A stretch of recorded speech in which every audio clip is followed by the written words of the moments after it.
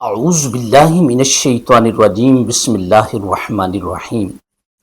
معزز سامعین و ناظرین، آپ کی محبتوں کا بہت شکریہ۔ آج بڑا ہی پیارا اور عبرتناک واقعہ بیان کرنا ہے۔ یہ شعر ایسے سمجھیں اس واقعے کی تفسیر ہے۔ میاں محمد بخش رحمت اللہ تعالی علیہ آپ فرماتے ہیں کہ چنگیاں نال جے نیکی کریے او نسلاں تک نہیں بھول دے، تے گندیاں نال جے نیکی کریے او پٹھیاں چالاں چل دے۔ آج اس الٹی چال چلنے والے شخص یعنی سامری جادوگر، اس کا آج ہم نے تذکرہ کرنا ہے۔ قرآن پاک کے اندر سورۃ طٰہٰ کے اندر اللہ تبارک و تعالی نے حضرت موسیٰ علیہ السلام کے ساتھ اس کا تذکرہ کیا ہے۔ حضرت محترم اللہ خلق کائنات نے سامری جادوگر پر بڑے احسان فرمائے۔ اس کو اللہ تبارک و تعالی نے اپنی بڑی نعمتیں عطا فرمائی۔ یہ بڑی لمبی چوڑی تفسیر ہے، لیکن اس کا کارنامہ اور اس کا انجام آج ہم نے ذکر کرنا ہے کہ اس نے کیسے 70,000 بنی اسرائیل کے اندر قتل کروا دیے اپنے کارنامے کی وجہ سے، اپنے جادو کی وجہ سے۔ حضرت موسیٰ علیہ السلام جب کتاب لینے کے لیے اپنے رب تعالیٰ سے فرامین لینے کے لیے پہنچے، جب ان کو کچھ دیر ہو جاتی ہے تو یہ پیچھے سے لوگوں کے اندر شک و شبہات پیدا ہو جاتے ہیں۔ اور اس سے پہلے ہم دیکھیں کہ اللہ تبارک و تعالیٰ نے اس قوم کے اوپر کتنا احسان فرمایا۔ صدیوں سے جو غلام بنی اسرائیل تھی، اللہ تبارک و تعالیٰ نے اس کو فرعون کے چنگل سے آزاد کیا۔ اتنی بڑی آزمائش جس کے بارے میں رب تعالیٰ نے فرمایا یذبحون ابناءکم ویستحیون نساءکم، کہ وہ کیا کرتے تھے؟ تمہارے بیٹوں کو ذبح کر دیتے تھے، تمہاری بچیوں کو زندہ رکھتے تھے تاکہ کل کو یہ غلامی کے لیے کام آئے، گھر کے کام کاج کے لیے یہ کام آئے۔ اور لڑکوں کو قتل اس لیے کرتے تھے کہیں ان کی فوج بن کر ہمارے خلاف نہ کھڑی ہو جائے۔ تو بہر کیف بڑا دردناک واقعہ ہے۔ اسی کے اندر جب رب تعالیٰ نے ان کو نجات عطا فرمائی، وہاں مصر سے نکالا، اور وہاں سے اللہ تبارک و تعالیٰ نے بحر قلزم کو بھی عبور فرما دیا۔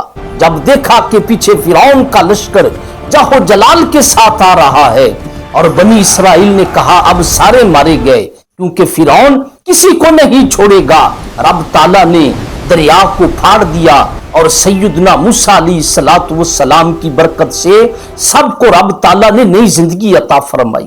اس کے بعد اللہ تبارک و تعالیٰ سے سیدنا موسیٰ علیہ السلام احکام لینے گئے ہیں، اور بنی اسرائیل کے پاس کافی سونا تھا کہ جو انہوں نے قبطیوں سے لیا تھا۔ قبطی کس کو کہتے تھے؟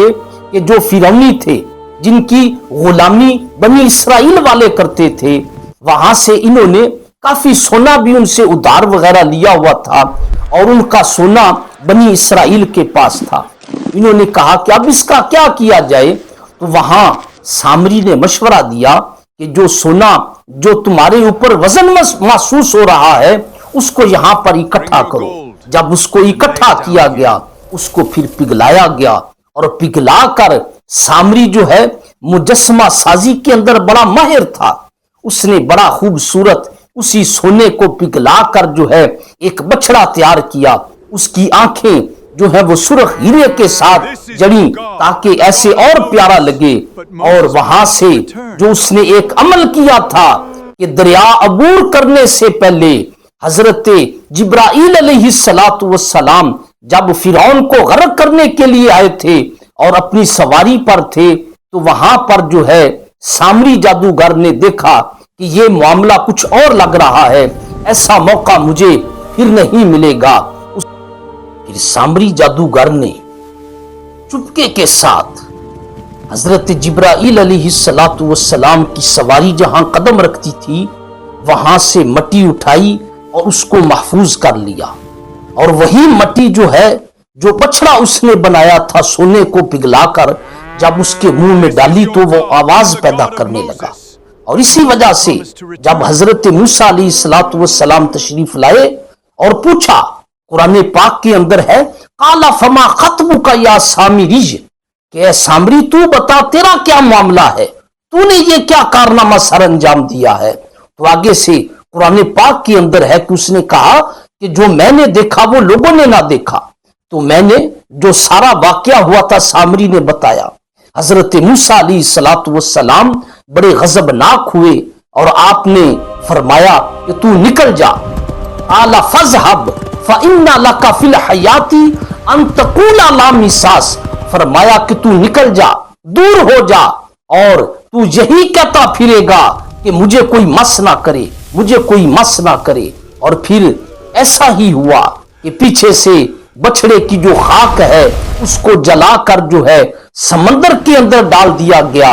اور پھر وہ واقعہ عبرتناک ہوا کہ سامری دوڑ کر جنگلوں اور پہاڑوں کے اندر پہنچ جاتا ہے. جب وہاں پہنچتا ہے تو اس کا کوئی پرسان حال نہیں ہوتا.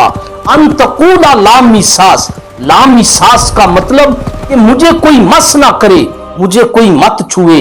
جب بھی کوئی شخص اس کو چھوتا سامری جادوگر کو انتہائی تیز بخار ہو جاتا، چھونے والے کو بھی بخار ہو جاتا. یعنی نہ کوئی اس کے قریب جاتا اور نہ یہ کسی کے قریب جاتا.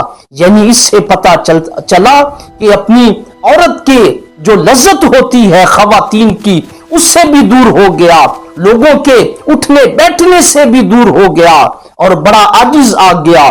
موت مانگتا تھا، موت نہ ملتی تھی. پھر لوگوں نے دیکھا کہ جو جادو کی دنیا کا بادشاہ تھا وہ بے یارو مددگار اسی جنگل کے اندر جو ہے اپنی جان کو ختم کر گیا ہے. اور لوگوں نے اس سے بڑی عبرت حاصل کی. اور یہ سارا واقعہ جو ہے ہمیں یہی بتاتا ہے کہ جادوگروں کا جو انجام ہوتا ہے، کالے جادوگروں کا جو انجام ہوتا ہے ان کا برا ہی انجام ہوتا ہے. اللہ خلق کی کائنات ہم سب کو ساری آفات سے محفوظ فرمائے. وما علینا الا البلاغ المبین. نیکی اور صدقہ جاریہ کی نیت سے حافظ اعظم قادری آفیشیل کو سبسکرائب کریں تاکہ اس کا اجر و ثواب آپ اور آپ کے مرحومین تک پہنچے. اللہ آخرت کی بھلائیاں عطا فرمائے. آمین.